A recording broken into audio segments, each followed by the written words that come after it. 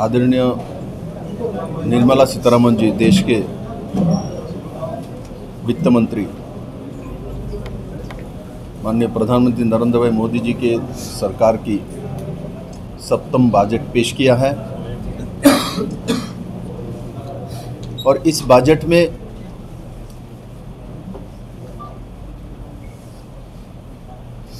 जो मूलभूत आधार है वो एक सशक्त भारत की ओर लेके जाने वाले विचार को प्रकट करता है। और ये बजट लगभग 48 लाख करोड़ की बजट है। मैं आपको बताना चाहता हूं, 2013-14 में जब यूपी का गवर्नमेंट रहा है, कांग्रेस की गवर्नमेंट विशेष करके,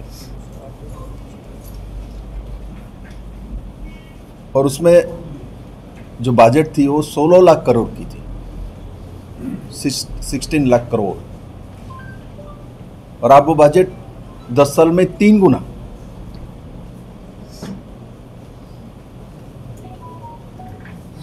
और इसमें 2023-24 की जो बजट है नरेंद्र भाई मोदी सरकार की, उस बजट की कैपिटल एक्सपेंडिचर 18.2% बढ़ाया गया है। कैपिटल एक्सपेंडिचर 18.2% बढ़ाया गया है। मित्रों, आप लोग जानते हैं, जब किसी बजट का कैपिटल एक्सपेंडिचर बढ़ाया जाता है, इसका मतलब इंफ्रास्ट्रक्चर और रोजगार की बुनियादी सुविधा उसमें बढ़ता है।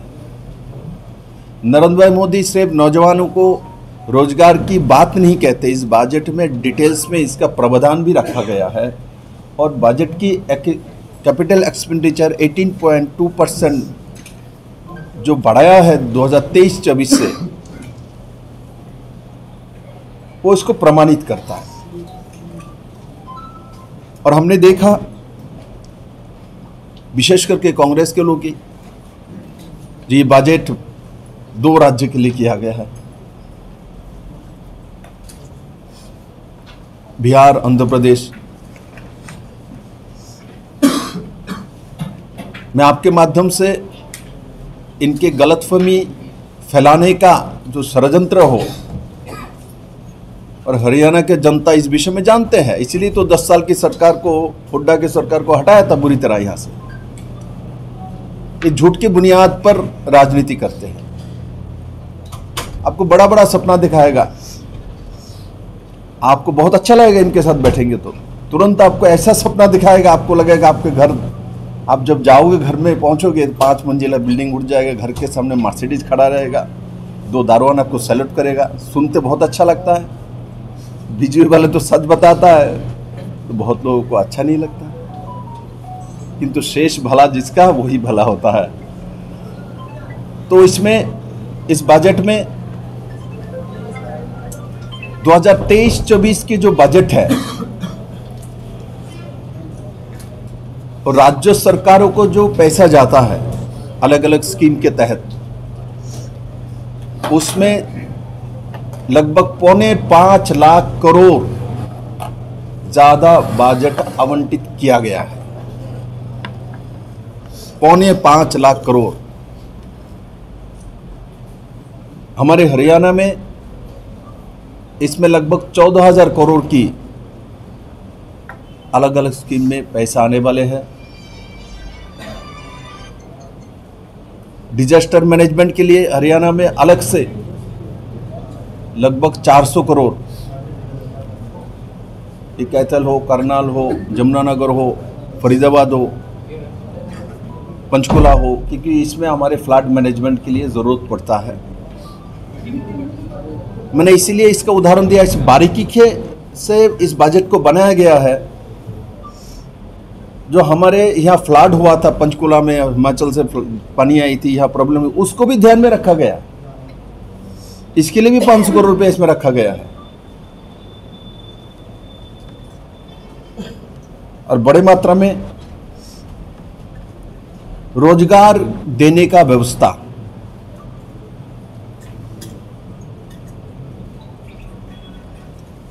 आप लोग सभी जानते हैं जो बड़े बड़े यूनिवर्सिटीज होते हैं, कॉलेज होता है जिसका नाम बहुत ज़्यादा होता है, रैंकिंग बहुत अच्छा है, उसमें से हायर एजुकेशन में कैंपस सिलेक्शन हो जाता है। माता पिता भी खुशी होता है जो हमारे बेटों को देखो फाइनल ईयर में कैंपस सिलेक्शन होगा। कोई कोई यूनिवर्सिटीज़ कॉलेज की 100% हो जाता है, किसी किसी संस्थान के 70-80% हो जाता है। किंतु हमारे जैसे गांव वालों का क्या होगा? हमारे यहाँ कॉलेज में कैंपस सिलेक्शन के लिए कोई जाता ही नहीं। भारत में ऐसा ऐसा प्रांत है कैंपस सिलेक्शन के लिए बड़े बड़े टॉप कंपनी नहीं जाते, मेट्रो में बैठा रहते, मेट्रो सिटीज में। मैं माननीय प्रधानमंत्री नरेंद्र भाई मोदी जी को धन्यवाद देना चाहता हूँ क्योंकि गरीब के बेथा जानता है, गरीब आदमी है, अंतिम व्यक्ति है। ये खानदानों के कारण से, नेहरू के खानदान के कारण से आगे ऐसा कुछ भी नहीं है। इसीलिए लगातार 13 साल मुख्यमंत्री और 10 साल प्रधानमंत्री रहने के बावजूद भी नरेंद्र भाई मोदी गरीब के बेथा समझते हैं। विप्लव देव जैसा आदमियों को बेथा समझता है। और इसमें जो कैंपस सिलेक्शन नहीं भी होगा तो उसके लिए भी पोर्टल के माध्यम से व्यवस्था रखा हुआ है, सेंट्रलाइज्ड। आप अपना एप्लीकेशन डाल सकते हैं अपने कहीं भी गांव में रह के, और आपको इस 500 टॉप जो भारत के कंपनीज है, भारत में काम करते हैं, ये विदेश का हो भारत का हो, ये तो भारत में काम करते हैं, इनका इंफ्रास्ट्रक्चर और प्रोडक्शन यही है। इस 500 कंपनीज में इनको इंटर्नशिप का मौका दिया जाएगा। इसका मतलब गांव का भी किसी कॉलेज हो उसमें से पढ़ा हुआ व्यक्ति आपके टॉप 500 जो कंपनीज है सीना तान करके वहाँ इंटर्नशिप कर सकता है। इसके लिए किसी के पास जाने का ज़रूरत नहीं। और उसमें पहला माह में 6,000 रुपये उनको ऑनरेरियम, और उसके बाद 1 साल तक 5,000 रुपये करके ऑनरेरियम दिया जाएगा। और उस कंपनी में आप इंटर्नशिप करते समय, जब बड़े बड़े कंपनी में ऐसे में भी आप इंटर्नशिप करते हो, आपको अच्छा जॉब मिल जाता है।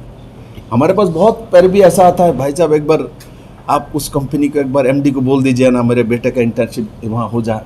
हम क्यों भाई साहब, यहाँ हो जाएगा तो मेरे बेटे का नसीब खुल जाएगा, उसको अच्छा नौकरी मिल जाएगा। इसके लिए पैर भी होता था। किंतु आज माननीय प्रधानमंत्री जी को मैं धन्यवाद देना चाहता हूँ इस वीरभूमि से, जो आपने हमारे जैसा गरीब लोगों का, जो अंतिम परिवार से आते हैं, इनके लिए आपने इतना सुंदर द्वार खोला है। जो अब वो इंटर्नशिप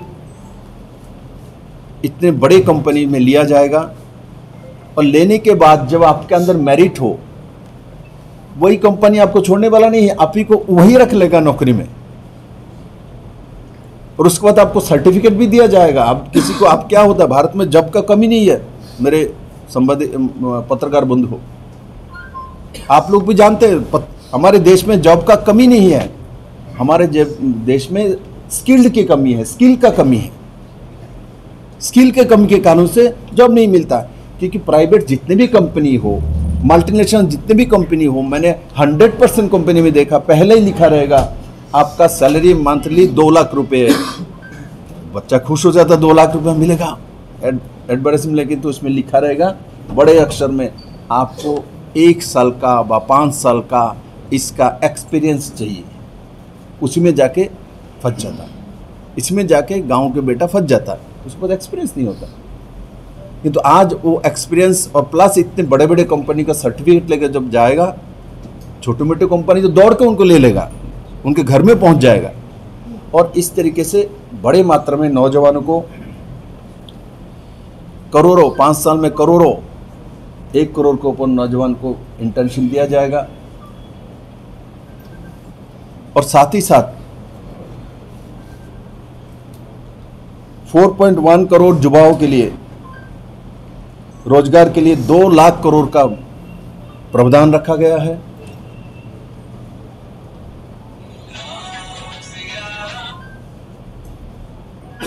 और जो पढ़ाई करने के लिए जाते बच्चे हायर स्टडी के लिए, ऐसा कि ग्रेजुएशन के लिए भी, इनको 3% इंटरेस्ट में सहज किस्ती में 10 लाख तक लोन, एजुकेशन लोन, उसका भी व्यवस्था इस बजट में स्पष्टता के साथ रखा गया है। हमारे देश में 1000 ITI को, जो वो पुराने हो चुका है, मशीनरी पुराने सिस्टम है, आज AI का ज़माना में, आर्टिफिशियल इंटेलिजेंस का ज़माना है, तो स्वाभाविक तौर पर उसको अपग्रेडेशन करना पड़ेगा। हमारे 1000 लगभग 1000 ऐसा प्रौद्योगिक संस्थानों को हम अपग्रेड करेंगे, आधुनिक तकनीक से उसको आगे बढ़ाएंगे, सशक्त करेंगे, और उसमें 20 लाख युवाओं को पढ़ाने का और रोजगारों का व्यवस्था किया जाएगा। इस बजट में किसानों के लिए भी, ठीक है, हरियाणा किसानों का प्रदेश है, लगभग 1.5 लाख करोड़ की राशि रखी गई है। ये तो एग्रीकल्चर का बजट 1.5 लाख करोड़, किंतु इनडायरेक्टली इसमें जो फर्टिलाइजर में सब्सिडी दिया जाता है वो भी है, उसमें 1.75 लाख करोड़ फर्टिलाइजर में सब्सिडी है किसानों के लिए। तो आप 1.5 लाख करोड़ के साथ 1.75 लाख करोड़ जोड़िए तो बजट कहाँ पहुँचता है। और मैं आपके माध्यम से यूपीए के 10 साल की मनमोहन सरकार, उसमें 2013-14 में जो लास्ट जो उनका बजट था, और उसमें एग्रीकल्चर के लिए सिर्फ 23,000 करोड़ की बजट थी। किसान के लिए रोते रहते, बात करते रहते, सिर्फ बात ही करते हैं। बजट तो इनका चला जाता है, कमीशन में चला जाता था स्विस बैंक पे। दुनिया जानता है, प्रमाणित है। कितने लोग आज जेल में हैं, इसी कारण से है। आज नरेंद्र मोदी सरकार में 10 साल की सरकार हो चुके हैं, कोई भारत सरकार के ऊपर उंगली नहीं उठा सकता। अरे इनके सरकार में सुबह पेपर उठाओ तो स्कैम, शाम को न्यूज़ देखो तो स्कैम। वही लोग हरियाणा में दोबारा सरकार बनाएंगे। 10 साल की सरकार, कुछ दिन बाद हम लोग सब उतरेंगे तो उसका हिसाब जनता को सामने रखेंगे। और पिछले 10 साल में इन्होंने क्या क्या किया, कहाँ का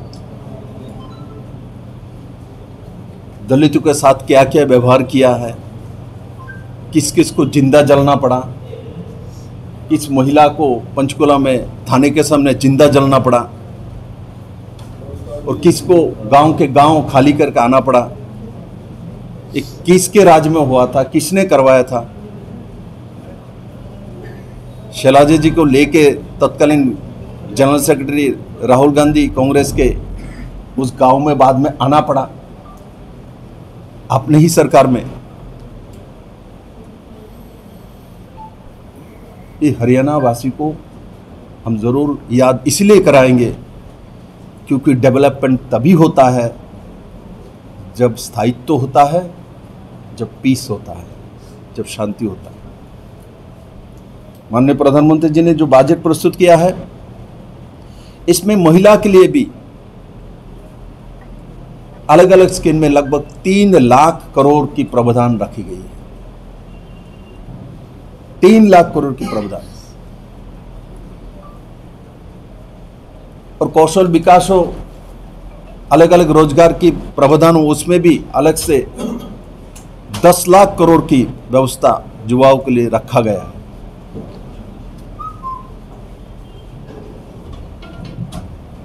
आप लोग सभी जानते हैं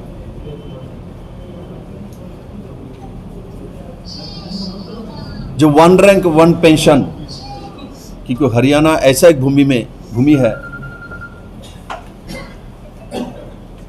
देश के आबादी के हिसाब से और सेनाओं के वॉल्यूम के हिसाब से हम बहुत ज़्यादा परसेंटेज में अपना देश रक्षा करने के लिए हरियाणा के नौजवान को हम भेजते हैं और देश रक्षा में साथ देते हैं। वन रैंक वन पेंशन आपकी भूमि से ही 2013-14 में माननीय प्रधानमंत्री जी ने घोषित किया था, हरियाणा का भूमि से। और वन रैंक वन पेंशन जो यूपीए गवर्नमेंट 500 करोड़ रुपया रख के एक ठुनठुना देखा था, झुनझुना 500 करोड़ का। 500 करोड़ रुपया में वन रैंक वन पेंशन होगा? इस सभी समय झुनझुना दिखाता है, लोगों को बेवकूफ बनाएगा। आप बोल भी दो 500 करोड़ रखा है, नहीं 500 आपने गलत देखा, इसमें और 2 जीरो जोड़ दो। बोलने में क्या है, करना तो है ही नहीं, सत्ता में आएगा नहीं। इस तरीके से सेनाओं को विभ्रांत और इनके साथ अन्याय किया जा रहा था। इसका अवसान किसी ने घटाया, इसी भूमि से घोषित किया था माननीय प्रधानमंत्री जी जब नहीं बने थे, और प्रधानमंत्री बनते ही ये काम करके दिखाया। 42 साल के बाद ये काम किया था। इसलिए मेरे मित्रों, इस बजट में मूल जो आधारभूत विषय मैंने आपको बताया, एसटी समाज के लिए भी लगभग 63,000 गांव ऐसा है, और इसमें 5 करोड़ शेड्यूल ट्राइब समाज के लोग रहते हैं।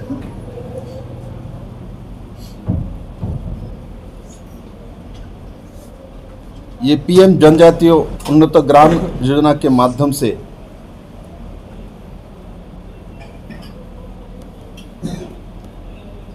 तीन करोड़ अलग से घर बनाया जाएगा। शहरी विकास मंत्रालय के माध्यम से मध्यम वर्गीयों और शहर के लोगों को घर दिलाने के लिए 10 लाख करोड़ रुपए का प्रावधान रखा गया। और इस बजट के और एक बड़े बिंदु जो है, सिर्फ इस बजट में नहीं, नरेंद्र भाई मोदी सरकार में आने के बाद टैक्सेशन में लगातार कमी किया गया है, मध्यम वर्गीय हो और बाकी सब के लिए। इस बार भी 5% कम कर दी गई है। और ये एक बहुत बड़ी बात है,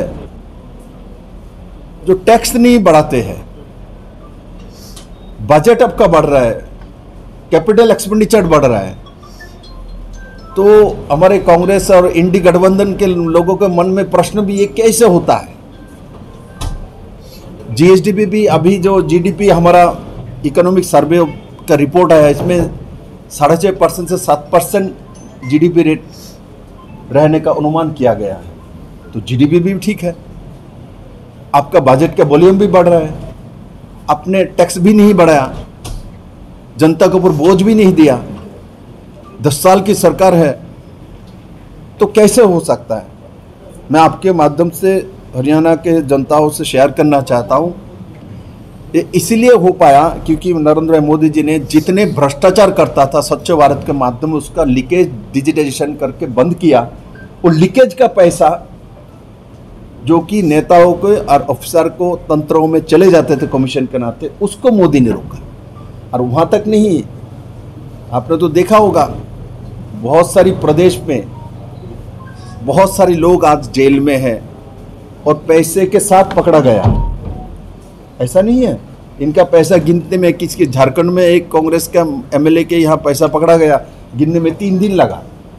आप लोगों को कभी कभी इच्छा हो तो हम भी जाके गिन ले, देगा नहीं आप लोगों को, ये सब चोर है। तो ऐसे सत्ता भोगी जो लगभग 65 साल देश को शासन किया है, तो मैं मोदी के पार्टी से हूँ, बीजेपी से हूँ, सब इसी के लिए बोल रहा हूँ? नहीं मेरे मित्रों, ये बात सही है जो टैक्सेशन में वृद्धि ना करके और बजट वृद्धि करना, रोजगार वृद्धि करना। जब ये मनमोहन सिंह के सरकार ने हमको सरकार दिया था, मोदी जी को, तब इंटरनेशनल जो इकोनॉमिस्ट अनुमान किया था जो भारत दुनिया के सबसे वास्ट इकोनॉमी, मतलब फ्राजिल इकोनॉमी में 5 नंबर में जाएगा। और मोदी जी ने 10 साल के अंदर फ्राजिल 5 में नहीं, टॉप 5 में लेकर है। और अगले 3 साल के अंदर मेरा विश्वास है ये 3rd इकोनॉमी में पहुंचेगा। इसके मिडिल में कोरोना काल भी थे, 2 साल कोरोना काल भी थे। उसके बावजूद हमारे इकोनॉमी को सुरक्षित रखा गया है। पर कैपिटा इनकम देश के बड़ा है। 18 करोड़ युवाओं को रोजगार मिला है। रोजगार मतलब सरकारी नौकरी नहीं है। रोजगार का डेफिनेशन समझना चाहिए। तब तो मैं तो कहता हूं अंबानी बोलेगा हमारे बेटे को भी नौकरी नहीं है, टाटा के परिवार के लोगों को बोला हमको भी नौकरी नहीं है। मैं आशा करता हूँ हरियाणा का किसान समझता है, क्योंकि किसान गर्व करता है। मैं देखता हूँ जो पशु मेला होता है, गाय में हाथ रख के मुझे दिखाता है, ये देखो मेरा गाय। हम जब पूछते हैं बोले गाय का ये कीमत कितना है, बोले साहब एक ज़मींदार जितना कमाता है मेरा ये भैंस और गाय इतना कमाता है। वो गर्व करता है, सीने में ठोक के बोलता है। इसलिए मैं आशा करता हूँ ये जो सर्वांगीण सभी युवाओं के लिए, अन्नदाता के लिए, महिला के लिए, किसानों के लिए बजट प्रस्तुत किया गया है।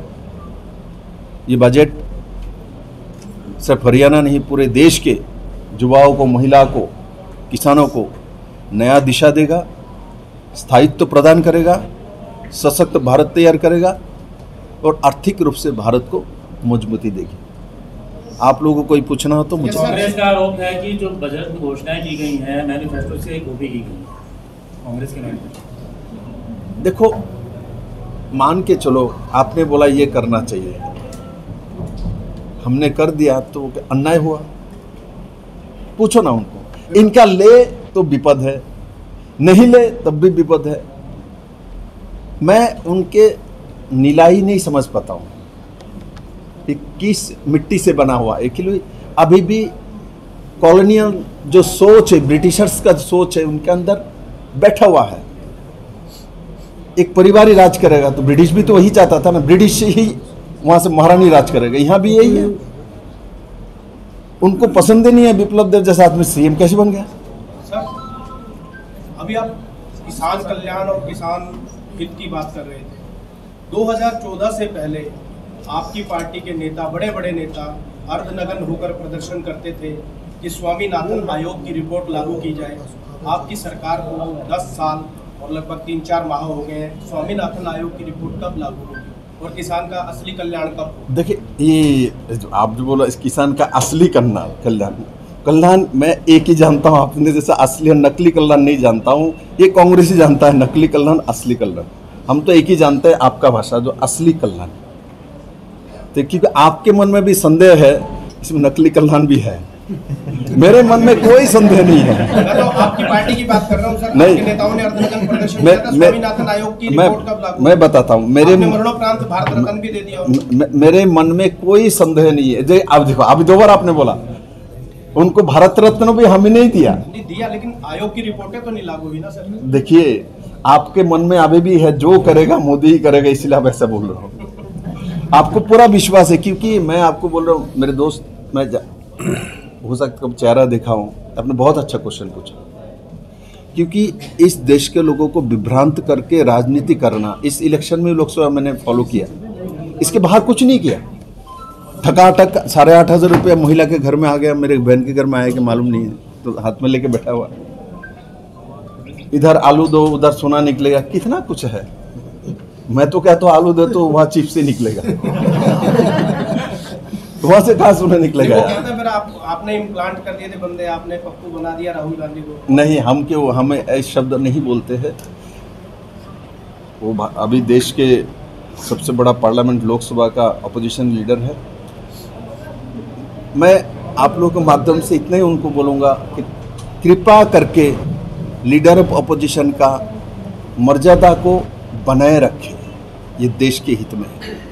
हल्के बात ना करें, हल्के सोच ना रखें, क्योंकि देश लीडर ऑफ ओपोजिशन को भी देखता है, उनका भी दायित्व होता है, इसलिए आप चिंता मत करें। 8,500 की बात करी, ठगाठक वाली जो बात की, तो ये फ्रीबीज वाली जो है, मतलब पहले काफ़ी सिस्टम इसमें लगाम लग गई थी, लेकिन केजरीवाल ने दोबारा शुरू कर दिया इसको फ्रीबीज को। उसी को देखते हुए कांग्रेस भी कर रही है और बीजेपी भी अब कर रही है। फ्रीबीज हर जगह फ्रीबीज बांटी जा रही है, किसानों को सम्मान याद दी जा रही है, हर जगह दी जा रही है। मतलब ये फ्रीबीज वाला जो चलन है ये कब फ्री हमने ऐसा नहीं कि मैं हरियाणा के बारे में इतना कह सकता हूँ। मैंने देखा आम आदमी पार्टी के कुछ घोषणा हुआ है, 5 बड़े बड़े घोषणा। मैं पहले दिन से ही बोलता हूँ, मैं हरियाणा को बहुत ज़्यादा समझता हूँ नहीं कहता हूँ, किंतु कुछ तो समझने की कोशिश किया। हरियाणा के लोग देने वाला है, लेने वाले नहीं है। केजरीवाल के परिवार आके मांगे, हरियाणा के लोग उनको दाल रोटी दही घी मक्खन खिला देगा। यहाँ कहाँ बांटने के लिए फ्री में लेके जाओ। मैं तो केजरीवाल के लोगों को बोलता हूँ, यहाँ मांगो आके इनके हरियाणा के हर घर में जाओगे, खाली हाथ में नहीं जाओगे केजरीवाल, आपको रोटी मिलेगा, वोट नहीं मिलेगा। क्योंकि ये जनता जानता है जो आपने कहा, आपने जो कहा वही हरियाणा के सभी का कहना है। आप अकेला ऐसा सोच नहीं रखते, मैं जानता हूँ, इसीलिए आपने सही बोला, मैं आपके साथ सहमत हूँ। सर, आप मुख्यमंत्री भी रहे हैं, पर आपको पता है कि देश या प्रदेश चलाना कितना मुश्किल होता है। तो ऐसे फ्रीबीज हम बांटते रहें और लेकिन उनको सशक्त ना करें, मतलब वो अपना खुद पैसा कमा सके। देखिए, सशक्त करने के लिए ही प्रधानमंत्री जी ने इसमें इंटर्नशिप योजना टॉप 500 कंपनीज को में लाया, कॉम्पिटिटिव एग्जाम में जा कंपटीशन करे, किंतु इसके लिए 1 साल समय दिया रोजगार के साथ, जो उसके कम दाल चावल खा के शहर में जहाँ भी रहेगा रह सकता है, रेंट पे रह के 4 बच्चे एक साथ वो काम कर सके। देन उसके अंदर जो क्वालिटी है उसी के बल पे वो उस कंपनी से नौकरी लेगा। विप्लव देव जी, आपने बताया कि आपकी मंशा सही है, तो जो कृषि कानून है और अग्निवीर है, लोगों को क्यों नहीं समझा पा रहे आप? अच्छा देखिए, लोगों को आप समझे ना, अग्निवीर में कितना हरियाणा सरकार ने घोषणा कर दिया, यहाँ नौकरी मिलेगी, इसको यही सुविधा मिलेगी, हमसे ज़्यादा आपको मालूम है। मैं कहता हूँ मेरे मित्रों, आप लोग भी आपके मीडिया के कलम के माध्यम से, कलम से बड़ा कुछ नहीं होता। मैं बंदूक को बड़ा नहीं मानता हूँ, कलम को बड़ा मानता हूँ। कलम पेन दुनिया चेंज बना सकता है, बिगड़ भी सकता है। आप लोग बताइए, जो अग्निवीर के माध्यम से हरियाणा सरकार ने जो घोषणा की, माननीय मुख्यमंत्री नायब सिंह सैनी जी ने, इनको हर तरह का सुविधा देने के लिए, परिवार को सम्मान के लिए योजना लागू है। और इसको मैं अनुरोध करूंगा, आप लोग इसको बताइए और विभ्रांत करने वाले लोगों को पहचान कराइए कि ये लोग विभ्रांत करके कुछ नहीं करने वाला है। कांग्रेस पार्टी सर घर घर जा रही है, जैसे गांव-गांव की। हरियाणा मांगे हिसाब, जनता हिसाब बीजेपी को ही देगी इस बार या कांग्रेस को? देखिए, आपको क्या लगता है भारत के किसानों को, गांव में किसानों को, जो उन्होंने नहीं पढ़ा लिखा, ऐसा तो अभी हरियाणा में नहीं, क्योंकि हरियाणा पहला प्रदेश है जो शिक्षित पंचायत, हमारा हरियाणा ही है ना, शिक्षित पंचायत हमारे हरियाणा से हुआ है। तो इसलिए वो मूर्ख बनाने चले हमारे को नहीं कर सकते, क्योंकि हमारे लोग पढ़े लिखे भी है, समझदार भी है। मैं आपको एक विषय बताना चाहता हूँ, आप जानते हैं स्वामी विवेकानंद को पूछा गया था, बोले आपके देश के, उस समय यूरोप में जब प्रवास में गए थे, आपके देश के किसानों को तो भाई पढ़ा लिखा ही नहीं, अनपढ़ गवार है, तो क्या जानेंगे। तो स्वामी जी ने किसी किसान को वहाँ पूछ लिया, समय कितना हुआ, व्हाट इज़ द टाइम, तो हाथ निकाल के, घड़ी निकाल के साथ देख के उनको टाइम बताया। और स्वामी जी ने कहा, हमारे देश में जाओ, किसान खेती में काम करता है और सूरज के तरफ देख के बता देगा कितना बजा है। इसलिए हमारे देश के लोगों के साथ आपका तुलना मत करो, हमारे देश के लोग जन्मजात शिक्षित हैं। सर, अभी लोकसभा सत्र के दौरान सिरसा की सांसद भूतपूर्व केंद्रीय मंत्री कुमारी शैलजा ने एक वक्तव्य दिया है कि झारखंड, हरियाणा और महाराष्ट्र के लिए बीजेपी ने बजट में कुछ भी प्रावधान नहीं रखा है, और वो प्रावधान इसलिए नहीं रखा है कि तीनों राज्यों में बीजेपी मान चुकी है कि वो बुरी तरह हारने वाले हैं। आपकी क्या प्रतिक्रिया? मैं उसके बाद बोलने वाला था पार्टी से, आपको मालूम है। शैलजा जी जो वहाँ कांग्रेस के तरफ से बोलने का उनको मौका दिया गया था, वो इलेक्शन को देखते हुए उनको मौका दिया गया था। राजनीति वो लोग कर रहे थे, और विप्लव देव को जो मौका दिया गया था वो अंतिम व्यक्तियों को मौका दिया था, क्योंकि दो हमारे त्रिपुरा से में एमपी बनकर 2 ही सीटें, आज तक त्रिपुरा का किसी एमपी को शुरुआत करने का मौका नहीं दिया। इससे सीखना चाहिए नरेंद्र भाई मोदी से, भारतीय जनता पार्टी से, जहाँ हम लोग राजनीति के लिए राजनीति नहीं करते। दूसरी बात, जिनको विश्वास है जो हमारा ही रहेगा, वो रेबरी नहीं बढ़ता, वो जानता ही घर हमारा है, उनको संभालना है। जैसे मेरे मित्र ने उठाया, जो फ्री में बंटना वो करना, ये ठीक नहीं है। जिनको विश्वास है वो ऐसा नहीं करते। जो इलेक्शन जीतता है वो फॉल्स कमिटमेंट नहीं करता है। इसलिए भारतीय जनता पार्टी जनताओं के साथ है। मैं नहीं कहता हूँ जो चारों स्टेट में हम ही जीतेंगे, जनता जिताएगी, जनता के ऊपर कुछ नहीं है। किंतु मैं ये मानता हूँ नरेंद्र मोदी जी के नेतृत्व में देश में जो काम हुआ उसका प्रतिफलन इस 4 राज्य में निश्चित आएगा और जनता इसका भली भांति जानते हैं। लोकसभा इलेक्शन में जिस तरीके से झूठ बोल के प्रचार करके लोगों का वोट लिया गया, मैंने देखा इलेक्शन के बाद उत्तर प्रदेश में आके लोग कांग्रेस के ऑफिस में खड़े हो गए, दिग्विजय सिंह के सामने खड़े हो गए, हमारा 8,500 का कहाँ मिलेगा, फॉर्म लाओ। तब इनके नेता भगे भगे हुए रहे। किंतु हमने किसान सम्मान निधि के माध्यम से 6,000 रुपया सालाना देते हैं, आज भी देते हैं, अगले जो सालों में वो भी देते रहेंगे। हम लोग 80 करोड़ जनताओं को फ्री अनाज देते हैं, आज भी देते हैं, अगले 5 साल तक देते रहेंगे। इसलिए मोदी जी का गवर्नमेंट जो है वो एक प्रमाणित गवर्नमेंट है और इनके सामने कांग्रेस हो और बाकी इंडी गठबंधन के पार्टी की जो जोट है, इनकी तो अपने आप स्टेट में ही अलग अलग विचारधारा है, अलग अलग सोच है। इसलिए मैं मानता हूँ जनता जानते हैं, जनता उसी हिसाब से विचार सर,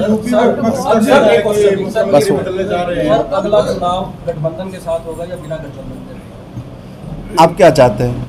आप बताइए। इलेक्शन आप जो चाहते हो ही कर देंगे, बताओ। जी आपने गैस सीट नहीं मैं बात, आप जो क्या चाहते हो बताओ। नहीं सर, आप बताइए सर। नहीं मैं बोल रहा हूँ, तो मैं सबके सामने बोल रहा हूँ। आप चाहते हो जो बताओ ना सर। हम तो निष्पक्ष हैं, हम कुछ नहीं कह सकते, आप बताइए। क्यों नहीं कह सकते? आपके मन की इच्छा तो बोला, आप क्या चाहते हो, जो मैं आप जो चाहते हो वही मैं करूंगा, मैं सबके सामने बोल रहा हूँ। नहीं सर, ऐसा नहीं है। मैं दायित्व ले लिया, मैंने दायित्व नहीं टालने वाला नहीं। मैं आपके चेहरे का हंसी देख के समझ में मुझे आता है आप चाहते हो मोदी जी के नेतृत्व में ही हरियाणा में सरकार बने और वही होने वाला है। सर, राजनीति के जानकार और आपकी पार्टी के भी लोग मानते हैं कि जो आपकी कार्यशैली और विचारधारा, भाषण शैली अमित शाह से काफी मिलती है, आपको जूनियर अमित शाह कहा जाता है, इस पर क्या प्रतिक्रिया है? और मेरे गुरु हैं, मुझे अध्यक्ष बनाया, उन्होंने मुझे मुख्यमंत्री बनाया, मैं इनका आशीर्वाद से काम करना चाहता हूँ। Sir mic